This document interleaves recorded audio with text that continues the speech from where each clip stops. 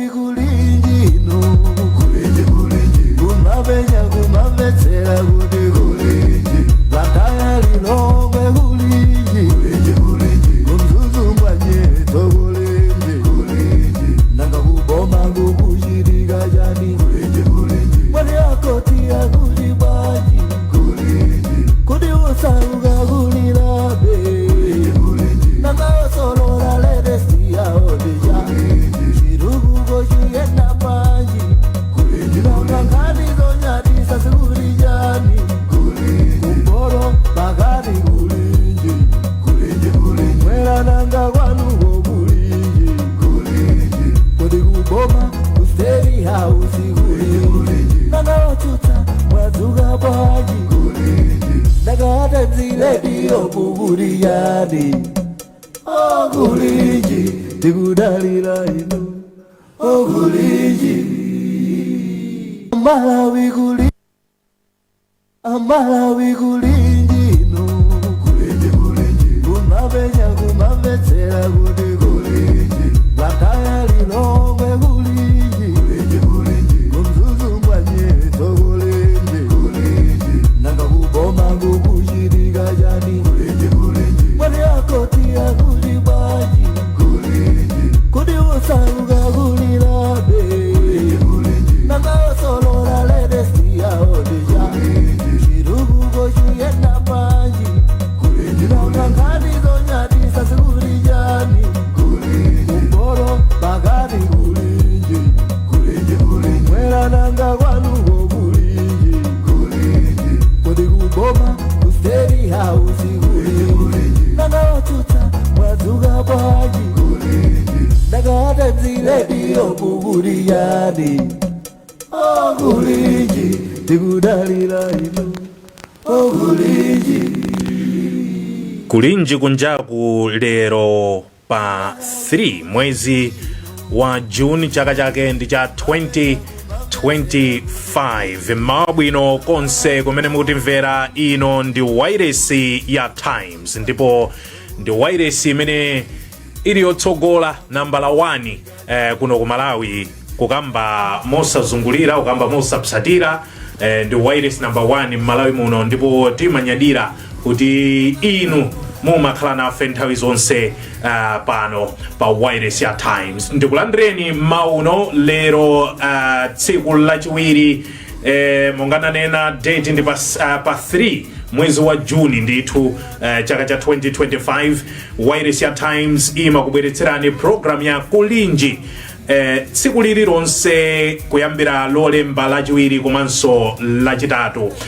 Program imene ndithu timakhala tikuunika kunjaku kuti kodi kuli kunjaku kulinji nkhani zikuluzikulu zimene zikuchitika kunjaku ndi zotani komanso sangooneka nkhani zokhazo iyayi komanso kuti kodi anthu amene angathe kuyikapo mlomo pa nkhani zimenezi akuti chani pa nkhani zimenezi nanga amalawa ine yake nzika za dziko lino zikuti chani pa nkhani ngati zimenezi ndiye ndikulandireni ndithu ku program imeneyi mauno. Ine dzina langa ndi Davie Gadama ndipo mu studio muno sindili ndekha ndi nzanga Innocent Mphongolo. Kwacha bwanja ino? Kwacha bwino kumene kutefe. Eti? Yayi kwacha. Kachisisira mkomweka. Ya Juni wafika. Timadandaula Mei muzimatidabwitsa kuti zikukhala bwanji. Koma pano pa kachisisira kalipo. Kudzuka mmawa zimatengera kulimba mtima. Kulimba mtima. Buza lija usiyane nalo. ndi ntchito kwambiri koma yayi tiyamikire dzulo kunali kadzuwa choncho chakumasanaku leronso kukhangati kachisisira kuphatikiza ndi kadzuwa choncho ndi mmene ambuye atipatsira tsikuli. Ndikulandireni nonse amene mukutimvera pa wireless ya Times. We are live on 88.8 FM komanso 89.0 FM. We are also live on our Facebook page Times 360 Malawi. Tikulandireni pamenepo, senderani ndithu osayiwala kuti program imeneyi timafunanso timve maganizo anu. Ndi maganizo amenewa tikhala tikumamva ndithu kuchokera pa phone komanso kudzera pa SMS kudzeranso pa Facebook page ya Times 360 Malawi. Pa Facebook page ipo tatiuzeni maganizo anu ngodani pa nkhani imene tikukambirana lero. Komanso mutha kutitumizira SMS ku 1895 osayiwala kutiimbira foni nambala yathu ya foni ma 9 tikhalanso tikumva kuchokera kwa maripota athu ali m'madera osiyanasiyana. Timve kuchokera kwa Malawi eni wake, kodi Malawi eni wake akuti chani tsiku la lero. Nkhani imene tabwera nayo pano ndi nkhani ndithu yozama zedi. Nkhani yozama zedi imene yakhala ili mkamwa kwa zaka zingapo ndithu. Nkhani yokhudzana ndi Constituency Development Fund, ija timati CDF pachidule. Bwalo la milandu limene linali kulilongwe linagalamula sabata yapitayi kuti thumba la CDF is unconstitutional. Mchichewa chake chomveka bwino nkuti thumba limeneli mu malamulo a dziko lino nkhani yokhudza CDF malamulo mulibe. Ndipo oyendetsa CDF amene amakhala ndithu ma MP aphungu ku nyumba ya malamulo alibe mphamvu zokuti adziyendetsera CDF. Malamulo a dziko lino samapatsa mphamvu ma MP kuti ayendetse thumba la chitukuko cha madera. Khoti limeneli silinathere pompa. Linapitirizanso ndi chigamulo chake chonena kuti akuti mphamvu zimene ma MP amakhala nazo zomavota ma local councils, zomavota muzisankho za makhanso, zisankho za makhansa akapita ku council kuti akavote. Mphamvu zimenezi kuti ati MP akusankha nawo mayor, MP akusankha nawo chairman wa boma lakuti akukhudzidwa nawo ndi nkhani za ku consolo. MP sizikuyenera kunkhudza nkhani za ku consolo. Malamulo sakumpatsa mphamvu MP kuvota nawo. Ndiye kumeneko ma MP voti yanu isazapezekenso kuma consolo. At the same time ma MP musadzakhalenso mukuyendetsa CDF. Nkhani imene ma MP ndi makhansala akhala akukokana kwa nthawi pakhala chinkulirano. Nkhani yayikulu ndi imeneyi. Innocent, tiyambire pati. Nkhani yayikulu ndi nkhani yayikulu imene mwina ukuyamba tadziwitsa Malawi kuti tili ndi alendo amene tikuzukuta nawo nkhani imene chifukwa si nkhani yaying'ono. Ife tichepa nayo patu ifeyo zinazo sitimayankhula out of experience. Tili ndi second deputy speaker of parliament amene wa the right honorable Aisha Mambo amene tinawo program imeneyi. Komanso tili ndi George Dr. George Chaima amene wandithu amayankhulapo pa zautsogoleri wabwino, good governance. Ndiye tikha tikuwabweretsa mpulogalamu iyi. Komanso tili ndi malipota athu mmawa uno amene akhale ndithu tikuyankhula nawo. Tili ndi Blessings Tambala, tili ndi Mphatso Mbang'ombe, tikha tikuyankhula nawo chokera zigawo ndi Innocent Chunga. Tikha tikuyankhula nawo nzigawo zosiyanasiyana timve mawu anzika za Malawi akuti chani pa nkhani imeneyi. Tiyambepo. Ndimanena kuti nkhani imene yakhala nkhani imene aphungu ndi makhansala akukokana achibwereni nkhani ya makhansala. I think pakukhala funso lomalira kuti kodi mwini wake wa chitukuko ndi ndani. Nanga ntchito ya MP ndi chani, ntchito ya khansala ndi chani. Ndi nkhani imene ma MP ndi makhansala akhala akulimbirana. Makhansala akhala madandaula kuti kodi zimakhala bwanji kuti ma MP amatha kupezeka nawo ma meeting a council pamene khansala sangapezeke ku parliament.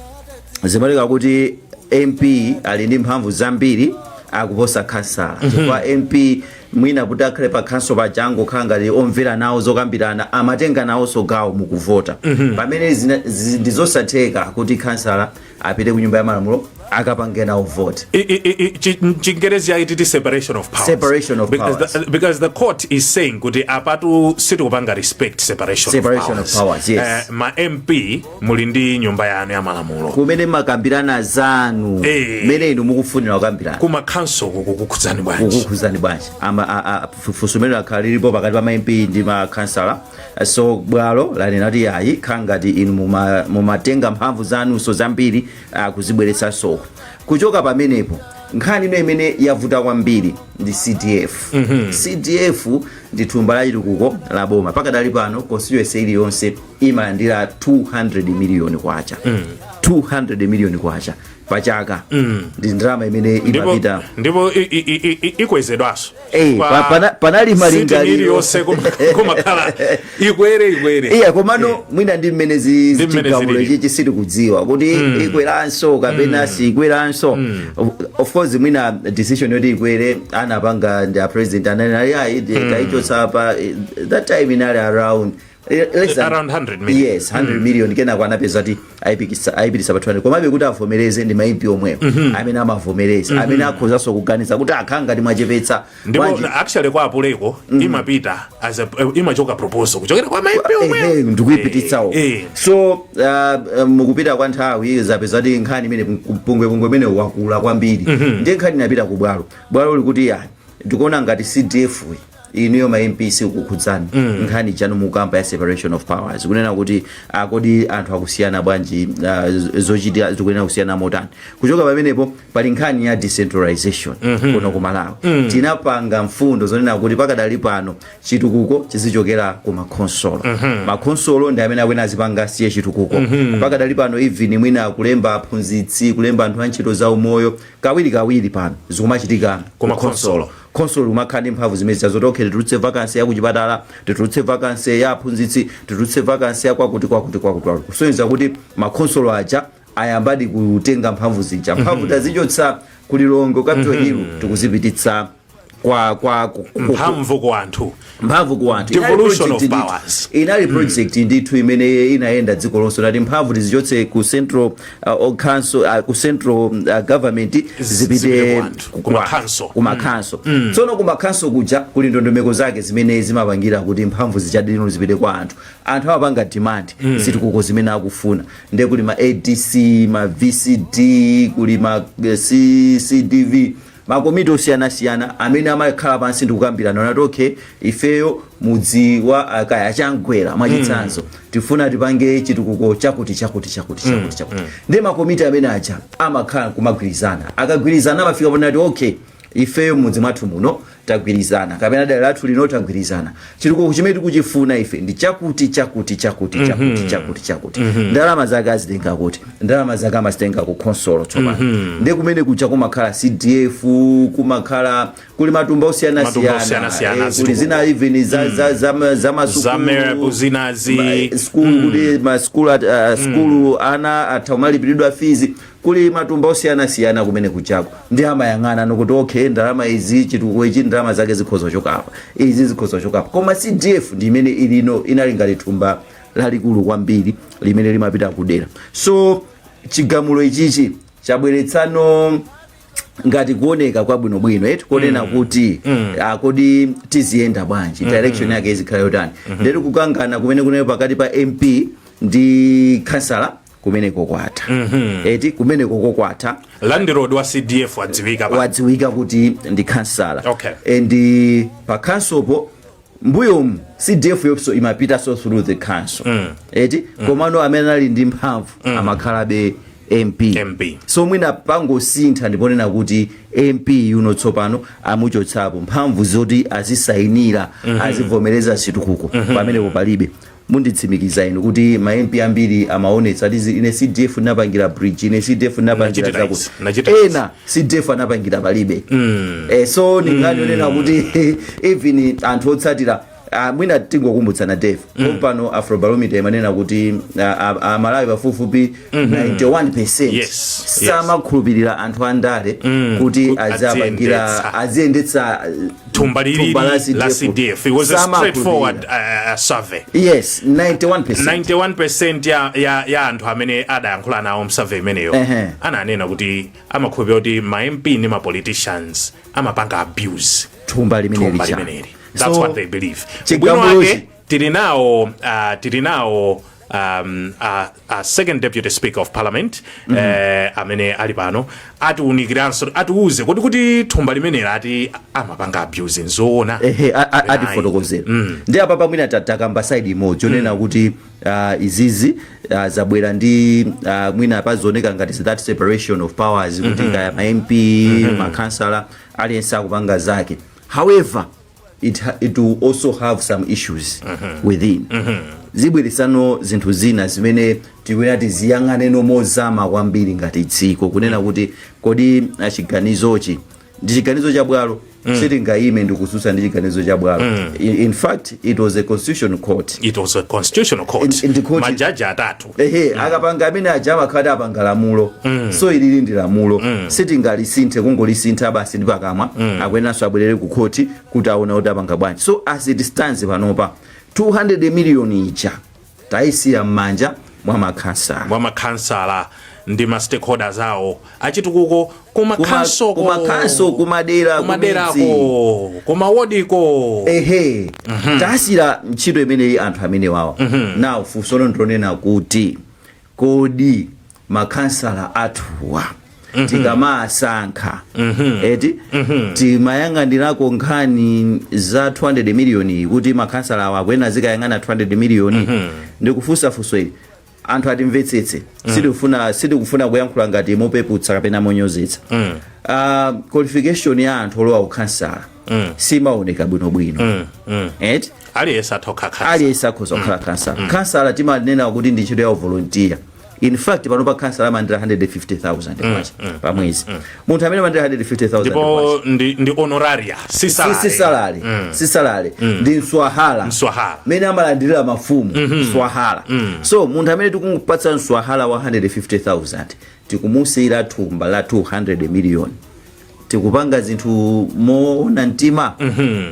Munthu amene wangobwera modzipereka mongonena kuti ineyo mwina ndidalowabo kalasi nafika form 2 kajesi nakapeza mwina nkulekeza pamene popo wapita kukhanso kuja azikayang'ana nochitukuko cha the whole district.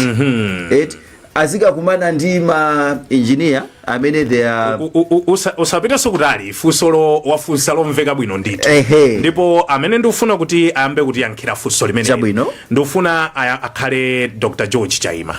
Tinawo pa line pa Dr. George Chaima ndikunena kuti ndikufuna ayankhe iwowa chifukwa chokuti Dr. Chaima Dr. Chaima Dr. Chaima, good morning. Dr. Chaima, good morning. Alendo atu kapena tiese Honorable Aisha Mambo. Tirimodzi palaini pa.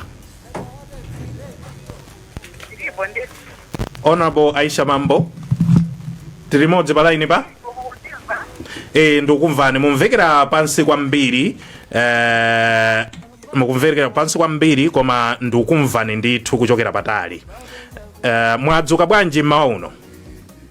Epani Gadama ndinali pa mute koma bendilipo Dr. Chaima ndanyadira kuti tili modzi. Kwacha bwanji kumeneko Dr. Chaima? Kuno kwacha bwino ndithu kayanzatu kumeneko. Kunonso kwacha. Patseso moni wolemekezeka deputy first deputy speaker nyumba ya Maraba. Second deputy speaker rather. Second yes. Zekomo. Chabwino ni ku program imeneyi and nthawi yokuti nkukhala na FM program iyi ndithokoze kwambiri kuti nthawi imeneyo muli nayo. Tifika kwa inu second deputy speaker, koma ndimafuna kuti funso loyamba kuyankha atandiyankha Dr. Chaima. Dr. Chaima, inu monga mmodzi amene mmalankhulapo pa nkhani za utsogoleri wabwino. I quoted you mmene munayankhulira mu newspaper yathu pa nkhani imeneyi yo comment inali yokuti chigamulo chimene chabwera kuchokera ku High Court chipangitsa kuti zovuta zina zimene zimachitika zimaoneka in your words you were talking about essential services mwina kuchipatala zofunikira kuchipatala kapena nkhani za mmasukulu ndi zitukuko zina zosiyanasiyana zimavuta kuyendetsedwa chifukwa cha incompetence of some members of parliament. Your words were incompetence of some of the members of parliament. Am I correct? Very, very correct. Now,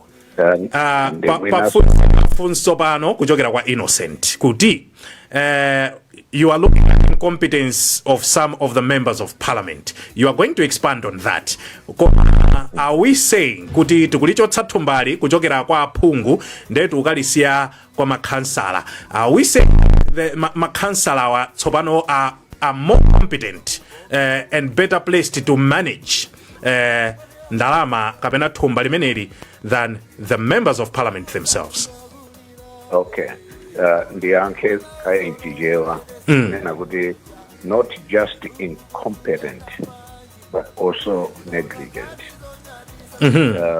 Mukafusa kuti ndalama imeneyi ikachoka kuma MP ndikupita kuma council. Will councillors be more competent and neglect negligence?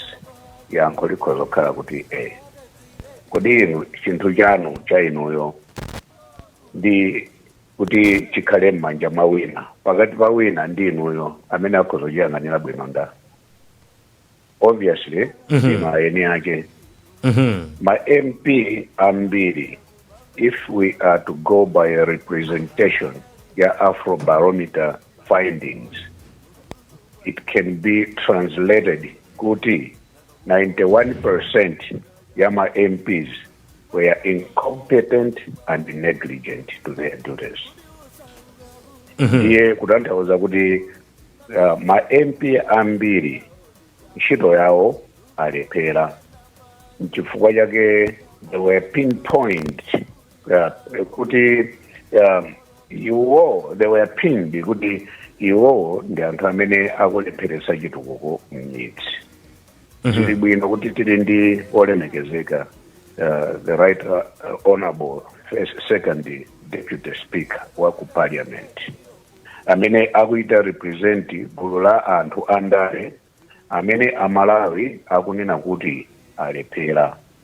Ndipo I should believe kuti timva kuona mtima kwawo povomereza kulephera kwa ma MP to manage this fund kapena kuachita back in a political way.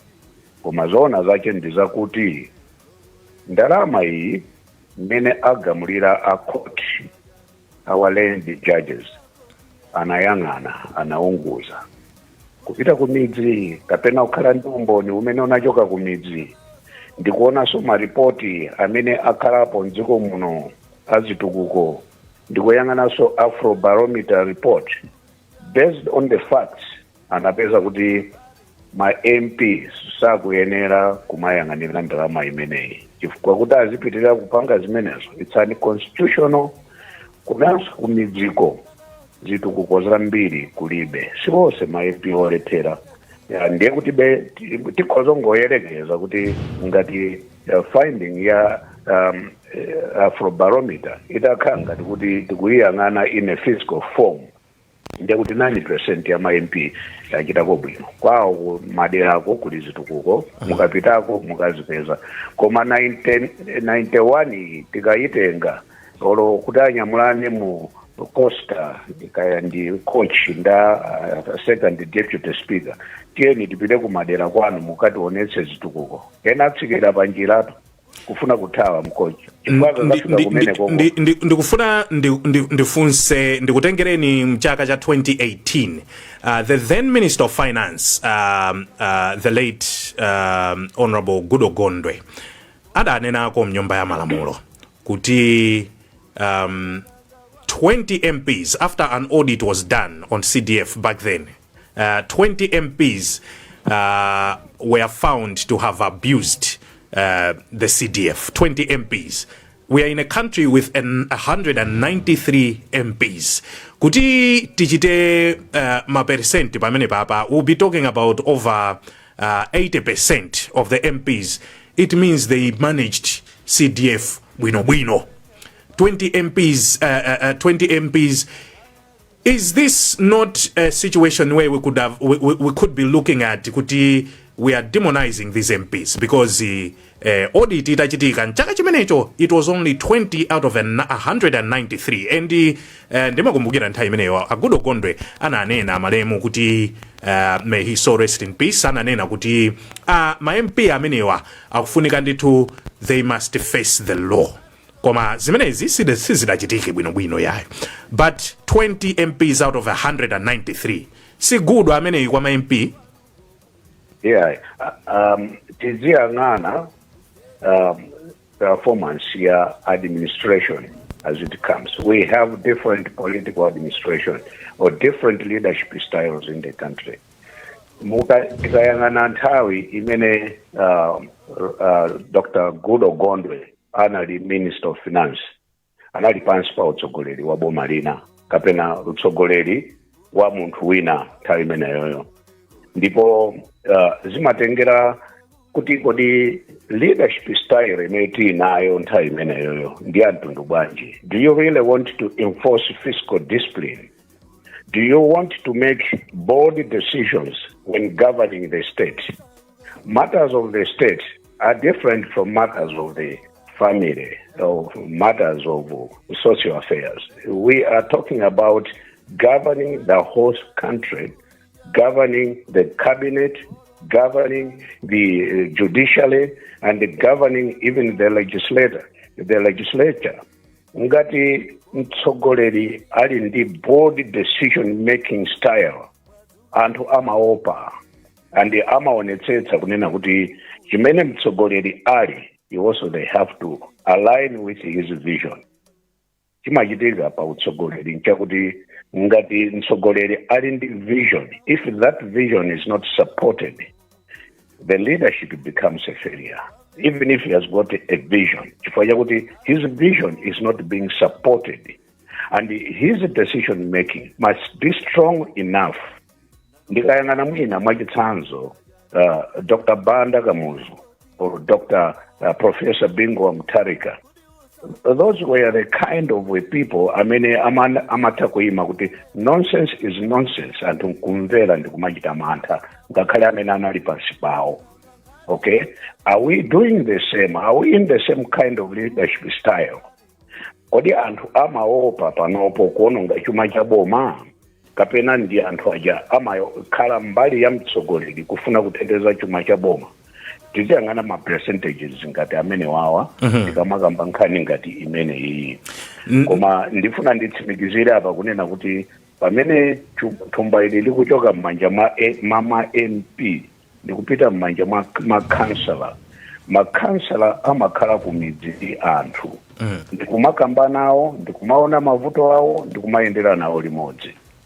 Lero pitani ku midzi mukaone mukafufuze mu 193 constituencies which we are talking about. Mukandiuze ngati mukapeza nyumba ya MP amene akukhalira kumene koko 24/7 mubwerako ndi ripoti yoti simunampeze ngakhale mmodzi. Pamene nthawi imene amachita kampeni anali kumene koko asamuka apita m'matauni apita m'masite apeza malo odula agula amanga nyumba zodula akukhala mmenemo. Ndalama imene agwiritsa ntchito kumanga zimene zizi ndi ya CDF akula mafamu ochuluka odula kwambiri kuposa somwina anthu kumidzi kucha. Ndalama ya CDF ndipatsa nimpata ndimalize. Yes. Yet ndalama ya CDF imaperekedwa kuti ipindulire amalawi osauka kumidzi kuti iwathandize pa zosowa zawo, amange health center pamene palibe health center, amange skulu pamene palibe skulu, amange bridge pamene palibe bridge. Mukapita kumudzi kuja nkukafusa mukamva kuti nyumba iyi aine ake anamwalira atamira pa mtsinje chifukwa panalibe bridge. Mukamva kunena kuti nyumba iyo amayiwo anamwalira analephera kuchira chifukwa chakuti sanapeze chipatala chopitako. Mukapita kuti nyumba iyo ana skulu onse anasiya skulu ndipo anakwatiwa chifukwa ana alibe skulu yophunzirirapo. Amene achita contribute to the failing education system ndi ama MP amene amatenga CDF amene achita contribute to the death of the people ndi awawa amene ma MP amalephera kumanga chipatala komanso amene amalephera kumanga bridge, and they should be held accountable for their failures and for their actions chifukwa chakuti awononga ndalama za anthu zimene zikanatha kupindulira anthu amwalira ndipo achitako take part pa imfa za anthu ngati amenewo ayankhe chifukwa chakuti ndalamazo si zawo, ndi za amalawi osauka akumidziwo. Chabwino Dr. George Chaima, ndikufuna kuti nkhani njayikulu ndikufuna kuti the right honorable Aisha Mambo amene akuti imirira apa line yawo inathawa koma we are trying to bring her back online, ndiye tiyabweretsa amenewo komanso ndimafuna timve kuchokera kwa maripoters athu ali mmalomu ndithu ndifuna timve kuchokera kwa modzi mwa maripoters athu. Who do we have on the line? Blessings, are you on the line? Blessings on the line? Yes, Blessings, mabwino kubalaka kwa chabwa? Uno kwa chabwino kwambiri kwazuwa dero komanso kutsinda kaphepo umudero. Aizikomo ndifuna timve kuchokera kwa Amalawi. Kodi Amalawi akuti chani pa nkhani imeneyi? Inapano ndi Amalawi awiri amene kala kusatira bino program imeneyi amene mayamba 5/7 pakala kufikira pano. Amalawi amene azilongosoka komanso atilongosoka kuti program imeneyi akuyimbitsa mautani. Ndiye kuyambirira moto zako zina lanu komanso kuti takupitani pano mukuchokera mbali yake iti. Ine dzina langa ndine Louis Kabutu kuchokera kuno kubalaka dera la Kaumphawi. Program imeneyi tamba limodzi 5/7 muja kufikira pano nkhani ndiona kuti bwalo la milandu la Thesa thumba lija amati la CDF limene limapita ngati kwa ma MP kuti azipangira nkhani za chitukuko amdera kuti ndalama zimenezi zizifika ku consolo azibisa chino ku consolo kupangira zitukuko zina nkhani imene ngati mzike ya dziko lino kumayera ndira motali. Inetu nkhani imene ndera ndi yabwino kwambiri chifoti mudzaka zambiri taona kuti no ma MP athu pade chimene amapanga ndi ndalama zimenezi mapeza kuti dzaka zikutha chaka ndi chaka muna ulandira ndalama zimenezi koma mwina zinthu zambiri kumakhala zosowekera m'madera athu ndeba chimene chinenda chinyadira kwambiri ndipo tingopemphaso kuti paneza sintha chonchi kupita kwa makhasa nonso makhasa akhale okhulupirika akhasa akhale ngatinso omwe wasakwatire mitala ndalama zimenezi yayi. Ndita uraso bwala milandu lomweliso latisaso mphamvu za ma MP amene wakuti asamasankhe ngati pa consolo masankho apa consolo amenewa inonso ngati zikaso tikamve kuti tsonkhani imeneiso mayilandira bwanji tigalumiza chokera ku bwalo la milandu lalikulu la dziko lino. Nkhani imenso ndi yabwino chifoti ngati ma MP iwo azikhala kupanga malamulo asamakhala olowera za ndera izo zakhaso bwino kwambiri chifoti zikatero ndi kuti zikhala ndi chikhulupiriro chifoti ngati anthu aja ndi ndalama amakhala ndi ndalama mwina atokhalanso ndi mbali imodzi yominyira kampeni wina wake chapasipasi cholenga choti awine komano amene papa ndoti zikhala kuti no zinthu zikuyenda mwanga ndi dziko lonse kuti alise wasangana nacho kuti chinthu chochita bwino. Apaso ndi wachinyamata mmodzi so nawe tichipeza zina lako chinyamata kuti iwe kuchokera kuti komanso nkhani imeneiso takhala tikombera limodzi nkhani imene mayilandira mautani kwambira undu zako zina lako. Zina langa ndine Ishmael Chimombo kuno kubalaka ndimachokera mudzi mwa Kandengwe. Nkhani imene ndayilandira bwino kwambiri chifukwa chona kuti mmene onera munthu chona kuti ndalama zimalandiridwa koma chochitika sichimaoneka mapeza kuti ka bridge kakang'ono kuti 5 million bridge ikhoza kutheka koma bridge anthu komanso okoloka ena kumadwa kudwala kulephera kupita kuchipata zinja chakolo kulephera kuti awoloke chifukwa cha kukukwa kwa mulato koma mulato ndoti ndalama ke 5 million ikhoza kutheka ndalama ziamata akazilandira amapangira kampeni kumati nyengera naso ife ndalama zathu zomwe chifukwa zimene zimakhala ndalama zathu zabwera zabwera kudera lathu iwo mamoti apange chitukuko chimene apatsidwa kuti akapange chitukuko amapangira kampeni amapanda nyadira kwambiri chifukwa chona kuti apange kampeni ndi ndalama za mthumba mwawo atenge kuthumba kwawo ndalama asagwiritse ntchito ndalama zoti atumidwa kuti akapange chitukuko kudera limenelo ogomenti ayendera kwambiri mmene monso ndi mmene namalizira kuno kubalaka anthu akuti program ina ayendera bwino kwambiri ndalama zimene zipite pa ground zikagwiritsidwa chitukuko. Ndikuyamike kwambiri blessings kubalaka. Nathokoza kwambiri zikomo. Tipitanso kwa mphatso mang'ombe posachedwapa koma ndimafuna kuti tiyankhule ndi a second deputy speaker of parliament right honorable Aisha Mambo mawa bwino kumeneko speaker athu.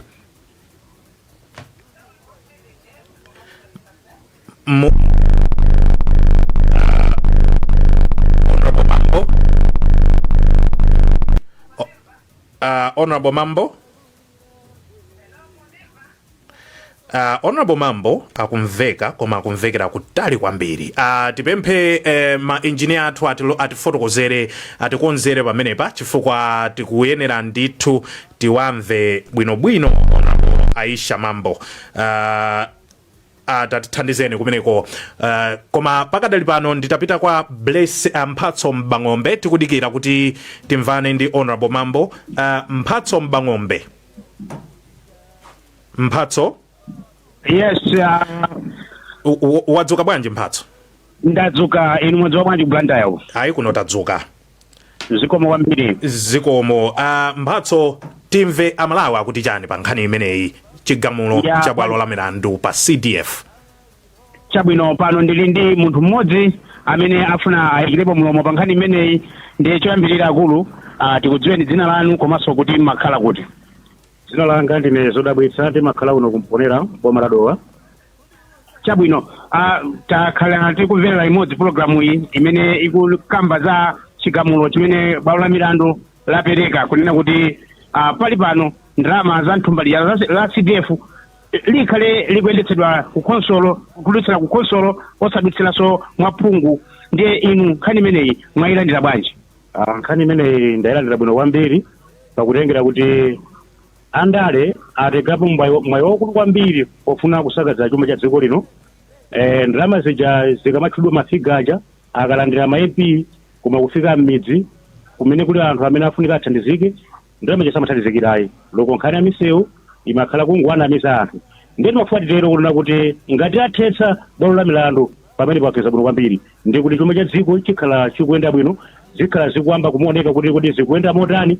Ngati ayambe kuyendesa ndi azathu makhansala ndi pemphero langa lona kuti nawonso atekepo phunziro lona kuti mchidwe umene uwongolandira ndalama zaboma zambirimbiri koma ndalama zija kumagulira magalimoto ndalama zija kumapangira zinthu zina zakunyumba kwawo zimakhala zovuta kwambiri. Ndi achene andale adziwe kunena kuti anthu amene akuwatumikira ndi anthu oti nawonso ndi anthu ozindikira kuti amatha kumaona ndi zinthu zomwe zili pa ground. Ndiye asamapangezo zongofuna kungwangometsera kuyambirira kwina kumkweza ndalama zija kenaka zikheza mthumba mwawo zobwera kwambiri koma tilamekire bwalo la milandu nakuti lapanga chigamulo chimenechi ndi chigamulo chofunikira kwambiri.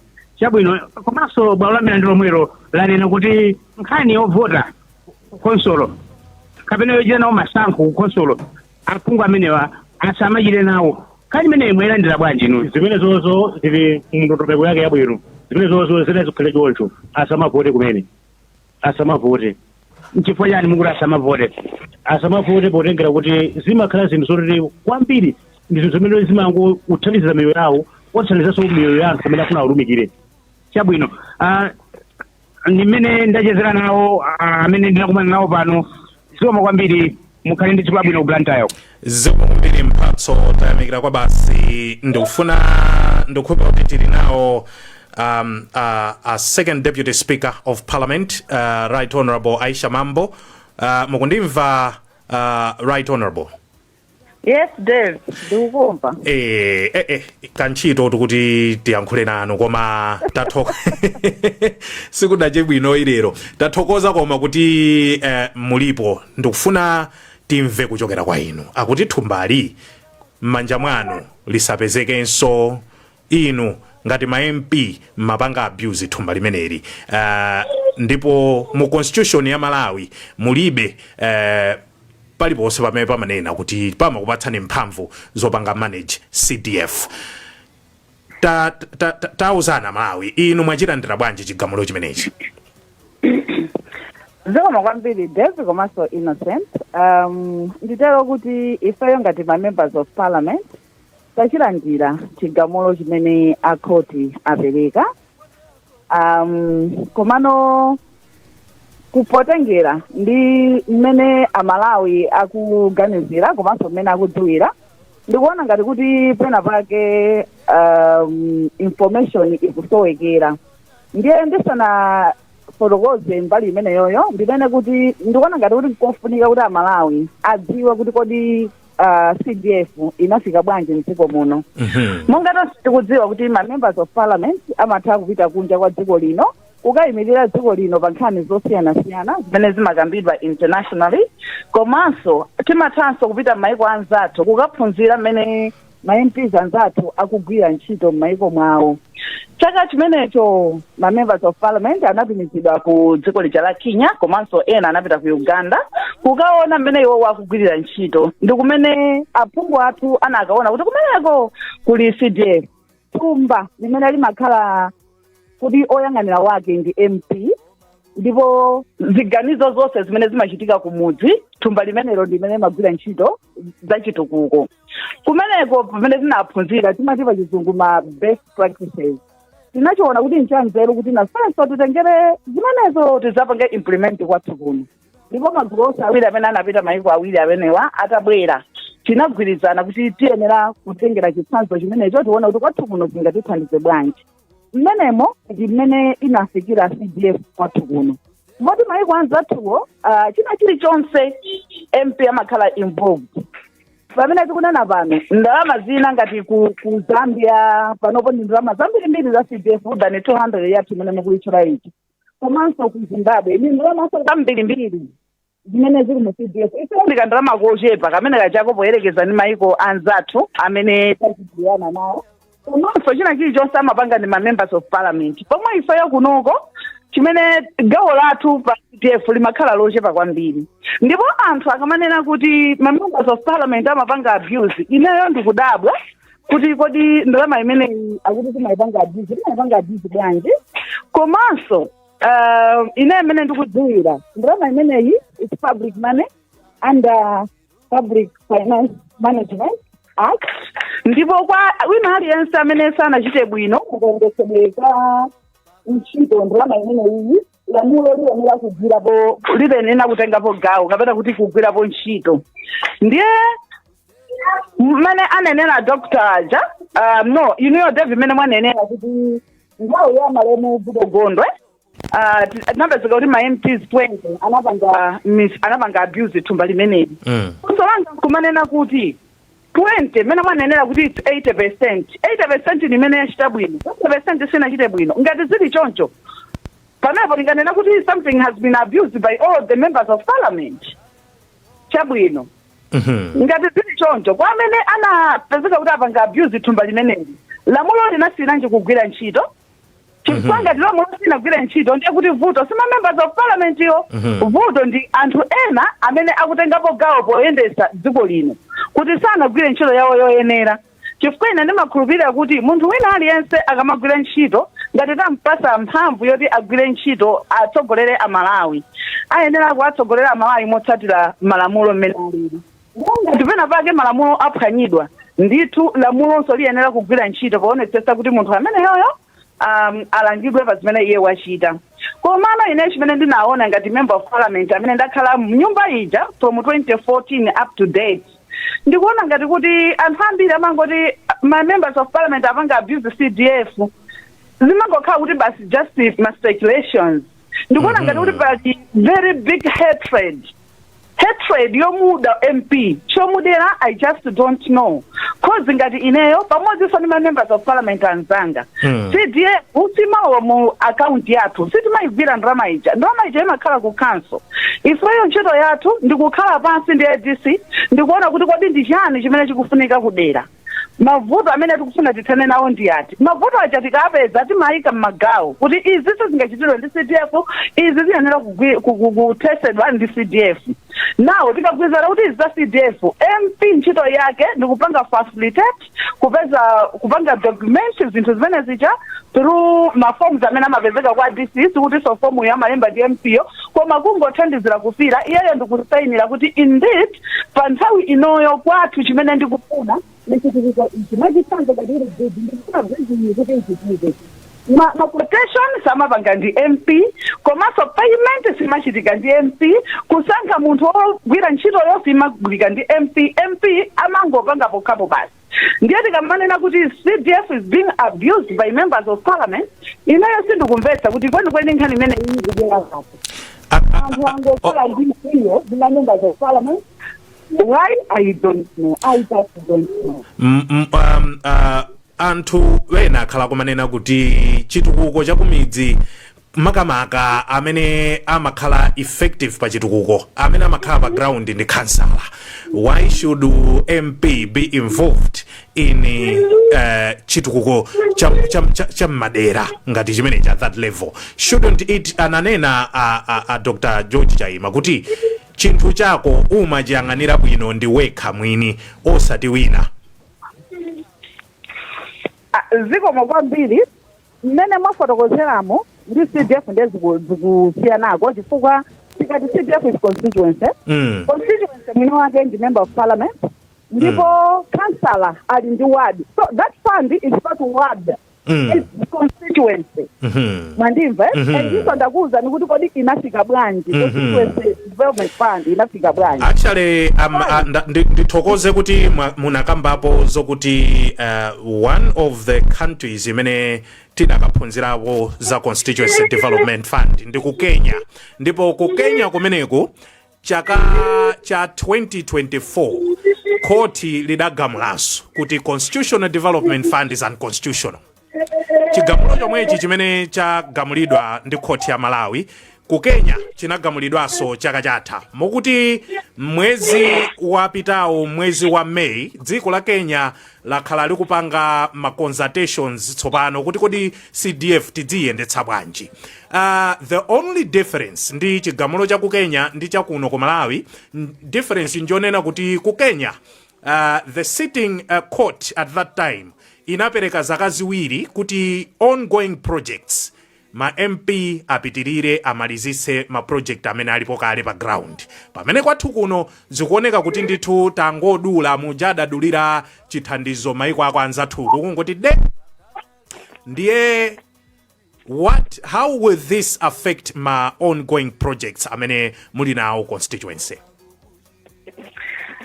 Ndizofuna kwambiri Davie chifukwa panopo mmene tikulankhana muno ma project ena ndoti ali mmalero ena ayambika kumene ena sana anayambika kumasana malizizo komanso mu CDF mujabaja tinayika student bursary tikunena pano ena amwaise sitinalipirire ana third term apapa tiri kuzoso zizikhala bwanji chitsogolo ana amene wakufunika kuti alipiriridwe otherwise atakwatamangisa ku school and this is third term ndiye mukudziwa kuti zotsatira zake zingakhale zotani komanso ma project enawo. Ndikufuna ndikubwezera Innocent Mphongolo pang'ono mmene munanena muzoti eni yake chitukuko ni ma councillor not ma members of parliament. Ineyo mwina I don't know kuti anthu ena amachimva bwanji akati representation for my members of parliament to the constituency kuti we represent them. How are we going to represent them? Kwa ineyo understanding yanga ndionena kuti even chitukukocho chili mu representation imo because tikamaina muchenga moja kumanena kuti kwathu kulibe bridge. We call that representation. Gavana ineyo mwina kapena sinema mvetsa muno bwino kuti representation ide mwina paitana kuzini. Mana ngati tukika muchenga moja kumana kwathu tukufuna police unit, kwathu tukufuna school block, that's representation. Yes, school block is that's the chitukuko. Yes, chitukuko ngati tukuchitenga ku CDF, is there any problem? Kuti tikana kuti ai MP nchiro yake si chitukuko. Now, ngati zili choncho ndiye kuti zinawazita kuhembelea belipo. Chifukwa isema members of parliament chimene anthu athu kumudzi wathu amati jaja kuti kali MP wogwira ntchito kapena ai amayang'ana chitukuko chimene tapanga. Inu honorable mutha kuloza zitukuko ku constituency kwanu mutha nditchulapo zitukuko zimene mwachita ndi CDF ku constituency kwanu. ko basi ndikakutulira tanditchulirani zingapo zokha tanditchulirani kuli manda 5 clinic angapo kuli youth center kuli block ma teachers houses kuli nabanga maintenance ya health center kuli mabogo zilipo ndithu zitukuko zimene mwachita inde zilipo zimene ndikuzitchulazo go there even tomorrow go and check musangotengera kuti wafusa anthu amanthu ena ni mahaters basi ena ni mahaters last week timatsagulira girls hostel imene tapanga CDF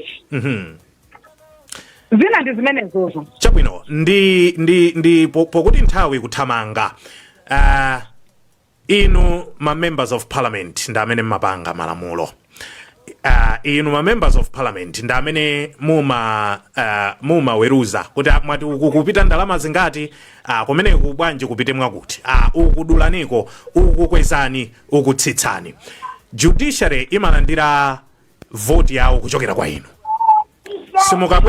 simukabwenza mukapita ku parliament kuti ku judiciary kwatipweteka nafenso nthawi ya vote yawo tionetsana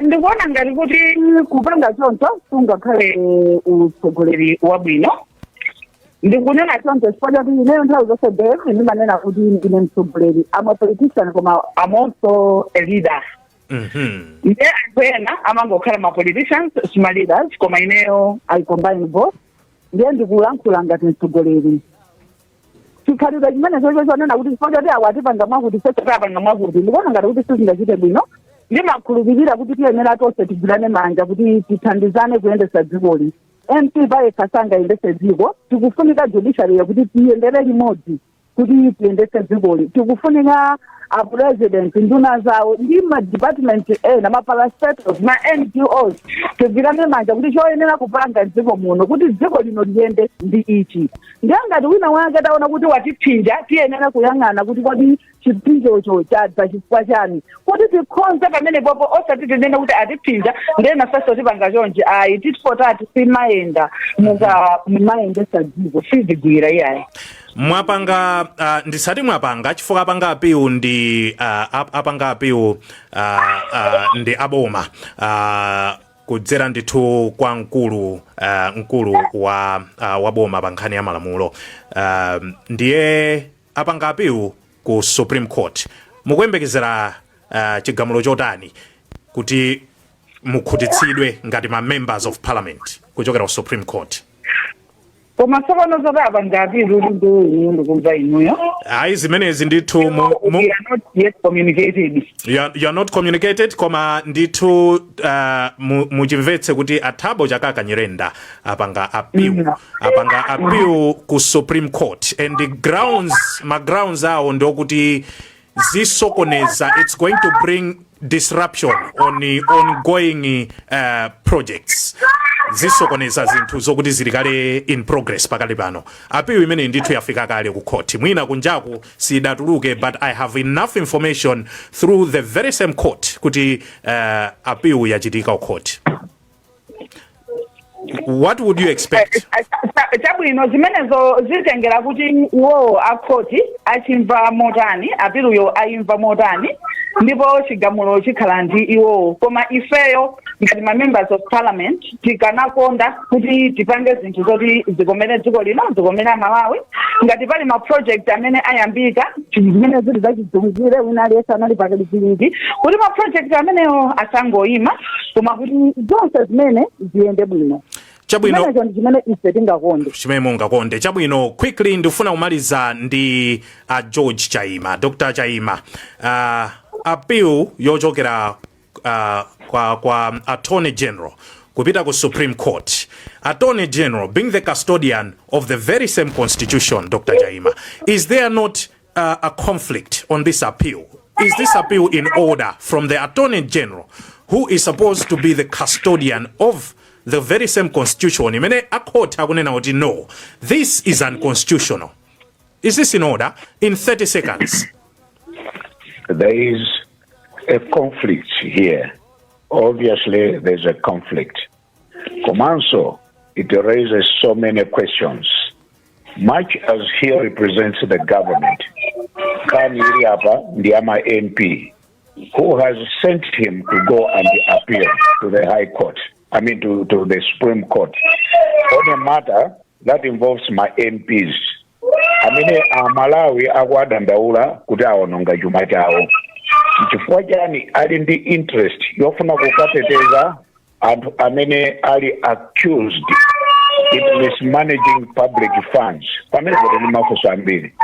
Olemekezeka right honorable amanena kuti there's a lot of misinformation about CDF. Koma mukatsatira bwino mmene afotokozera. Muli kolekole wambiri awo kungoti nthawi yachepa. Ine nkanakonda ndikanakhala nawo ndi conversation kuti achite clarify on certain matters kuntundu wa Malawi. Chifukwa ngati Malawi sangathe kumvetsetsa bwinobwino ndiye kuti iwo wanso right honorable akuchita mislead mtundu wa Malawi.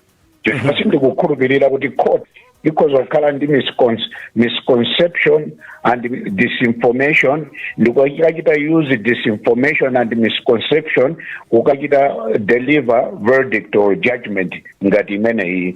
Sindikukhulupirira kuti ma scientists, ma researchers, Afrobarometer akoza kukapita mmizi ndikukachita collect misinformation and disinformation ndikukayipatsa mtundu wa Malawi. And my MPO kwana 193 ndikupezeka wokhoza olondola ndiwodziwa chimene akuchita. I don't think that is correct.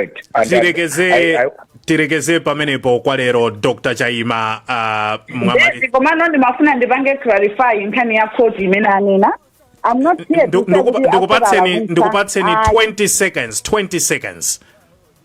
Ndinene pano kuti chigamulo chimene apereka court poyambira ndanena kuti tachilandira chifukwa iwo ndamene amayang'ana za malamulo kuposa so ineyo. Ndiye sindinganene kuti akhoti alakwitsa, akhoti sana alakwitse, and that's why mudafusafusa lomaliza kuti appeal yachitika ndikuyembekezera zotani. Ndanena kuti ndikuyembekezera kuti iwowo apanga zoyenera mmene iwowo malamulo akudziwira ndi mmene akuonera ntchito ikuyendera. Mmene angagamuliremo ife kwathu ndikuchilandira, koma ndizoona kuti Amalawi ambiri amangosenza nkhani akayimva without proper evidence ndikumathamanga nayo. Ndikupasa chitsanzo momalizira momwemo kuti ine tsiku lina ntangofika kumene kumudzi napeza phone in program imene munthu ananena kuti akuyimbira kwachi mwana ndipo akudandaula kuti MP wawo imusankhireni amangokhala kulilongo kumudzi sakhalapo. Yet at that particular time I was listening to that while I was in the constituency. Right in the village. Kuona pamene popo kuti kodi mabodza amathamanga motani.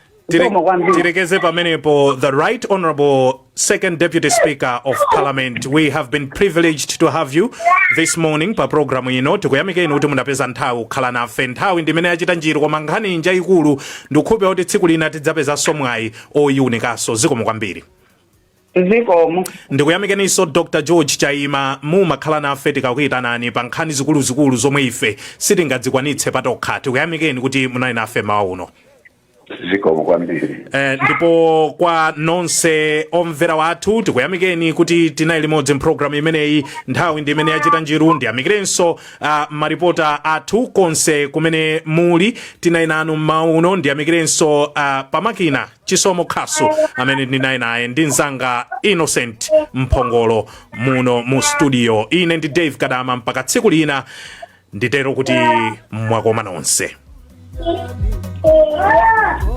Bagari Kulinji, mwera nanga kwanugo Kulinji, kodi kuboma kuseri house Kulinji, nanga watuta mwazuga baji Kulinji, nanga hata zile dio kukuriyani.